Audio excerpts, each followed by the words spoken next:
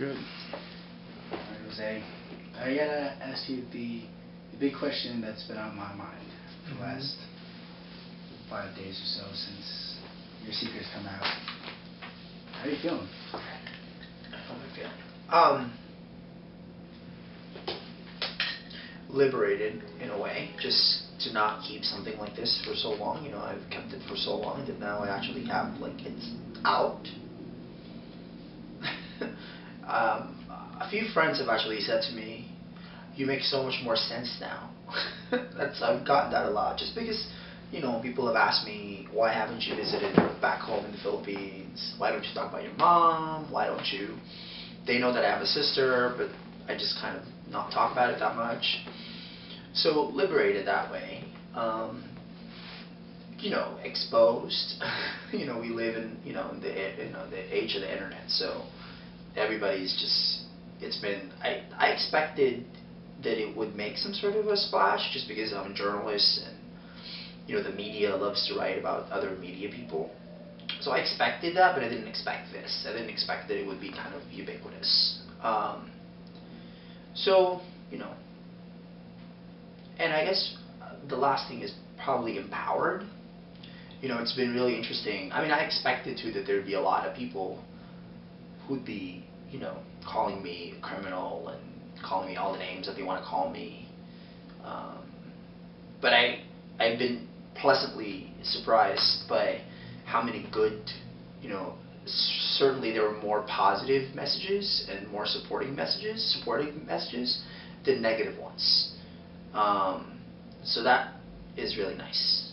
That's been really comforting. Because again, you know, at the end of the day, like, I'm not the only person in this situation. And that's why I did this, because I'm not the only person in this situation. Especially among Filipinos. So. Now you speak about, you know, we spoke earlier off camera that you've had to really keep thick skin. Yeah. Has that been difficult for you?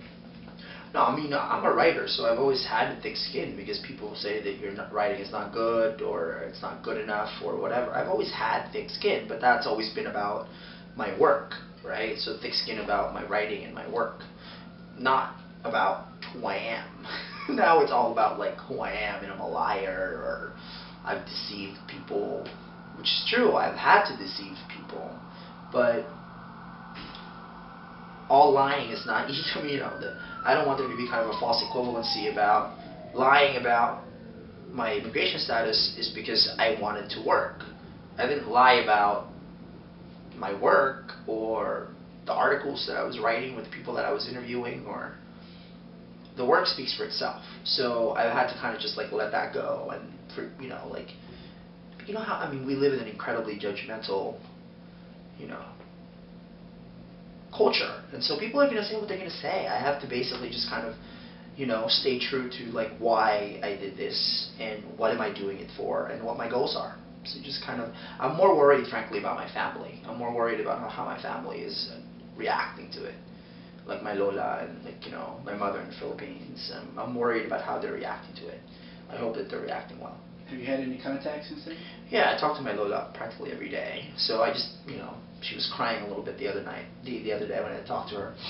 I think she's just reading too much. I don't know what kind of coverage this is getting in the Philippines. You know, she has TFC at home, so I'm sure she's seeing that. She's seeing whatever the coverage is. She's in San Francisco? She's in the Bay Area, yeah. Now, tell me about the, of course there are a lot of people concerned about you. You speak of your Underground Railroad, your modern Underground Railroad of supporters who have helped you to maintain your secret life, not to stigmatize it any, but that who have allowed you, helped you to keep your secret. Have they expressed any concerns to you? Oh, yeah. I mean, I think everybody has been, you know, look, like, that essay is like a 3-4 month in making, you know, like, so everybody in the essay, everybody who's a member of kind of this personal Underground Railroad, I had to have their permission to use their names. So everybody has been really worried for me, but I'm really more worried for them, you know, like, I told them that they didn't have to be in the essay. You know, I give them a choice. You know, like my choir teacher, for example. I'm like, I don't need to use your name, Mrs. Denny. Like, I can just say choir teacher. Or Peter Pearl, the guy who, you know, was my kind of mentor at the Washington Post. Like, he's getting criticized now for not reporting me. You know, like, if it wasn't for Peter Pearl, I'm not sure I would have kept going on at the Washington Post. So I really owe him a lot. And I've been checking in with him to make sure that he's okay, that, you know, his job isn't in jeopardy. Because they're taking a risk, too, as I am. So, yeah. You said that you were compelled to come forward after the DREAM Act failed to be passed, and you felt a little bit cornered. Do you feel that the attention that your particular case has been given has had any positive effect looking forward on the DREAM Act and immigration reform overall?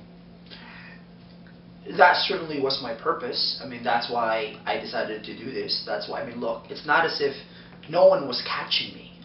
It's not as if someone was threatening to, like, out me if I didn't do this. I mean, I came forward and did this on my own. You know, like, I said, this is enough. And last year when I was I was sitting in this apartment in New York, and I was watching, you know, those 4 kids take, like, they walk like 1,500 miles from Miami to Washington, D.C. to lobby for the DREAM Act. And, you know, I'm sitting here in my apartment, in a comfortable apartment. I was making a very good living, you know, and I felt kind of, you know, guilty. I felt cowardly. I felt like, you know, I graduated from college like just 7 years ago, you know, so it hasn't been that long. And I was just feeling that we all have to speak up in some way. We all have to speak up in any way we can.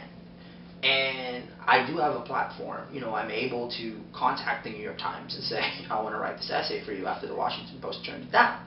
Right? I have contacts, and all I'm really doing now is kind of using all the connections I have, whatever they may be, to start a movement and start a campaign all around, you know, elevating the conversation about immigration in this country. I've heard from so many Latinos and so many Hispanic people who are like, thank you so much. You know, immigration is not just a Latino issue. It's not just a Hispanic issue. It's Asians, it's Africans, it's Eastern Europeans, you know, like, it's everywhere. I have heard from some Filipinos who are like embarrassed, or like, you know, are you embarrassed of being Filipino, or are you not one bit? I'm very proud to be Filipino, but I'm an American. I consider myself an American.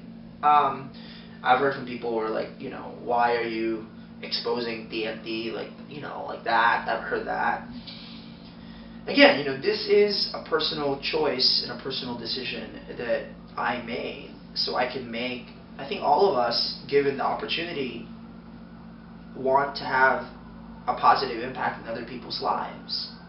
You know, like, that's why we say hi to each other when we cross down the street. That's why, in general, we want to be nice to each other, right? And this is kind of my way of just putting my voice out. And that's why I did it.